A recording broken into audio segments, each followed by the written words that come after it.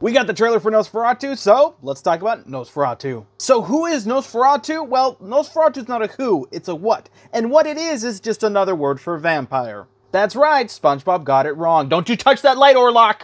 The original 1922 Nosferatu is about a European count who's secretly a vampire, who's trying to seduce a woman into being his vampire bride. And if you're thinking, that's Dracula, that's literally the story to Dracula, correct. You know who else thought it sounded too similar to the story of Dracula? The Stoker estate. You know, Bram Stoker, the guy who wrote Dracula. Yeah, he sued the people that made Nosferatu because they didn't pay him, and yeah, he won. Ironically, both Dracula and Nosferatu are in the public domain right now, which leads me to my next point.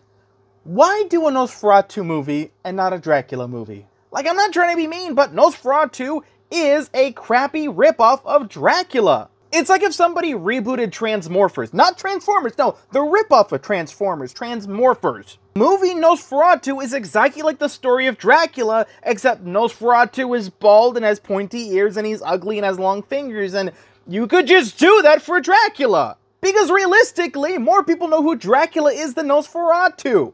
And look, I love Robert Eggers, the director and writer of this. He loves folktales, that's great. He made The Witch, wonderful movie. Wasn't the biggest fan of Lighthouse. I did not like The Northman. Northman and Lighthouse both lost the studio a lot of money. The Witch did not. And now it looks like this movie is going to have a huge budget. And he's not going to make that money back.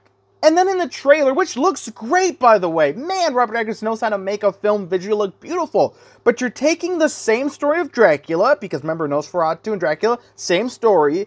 The main difference is Count Orlok and Count Dracula, but you don't show Count Orlok, the one defining feature. I don't understand the marketing for this. I don't understand what is probably a really high budget for this. They haven't released the budget, which is not a good sign. I don't know how this movie's gonna make its money back. At the end of the day, if you're gonna make a Nosferatu film, you got to do it on a small budget because you're gonna have a niche audience. Doing this big old spectacle, you're asking to just burn money. And everyone keeps pointing out how good the cast is. Yeah, a good cast costs a lot of money.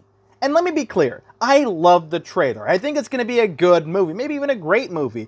I'm not happy that they won't show Count Orlok in the trailer because I think it's really dumb. I think that's a really easy way to bring in your audience, especially because who's playing Count Orlok? I just don't see how any studio could have realistically given this movie a budget of more than maybe $10 million and said, this will make our money back, because it's not.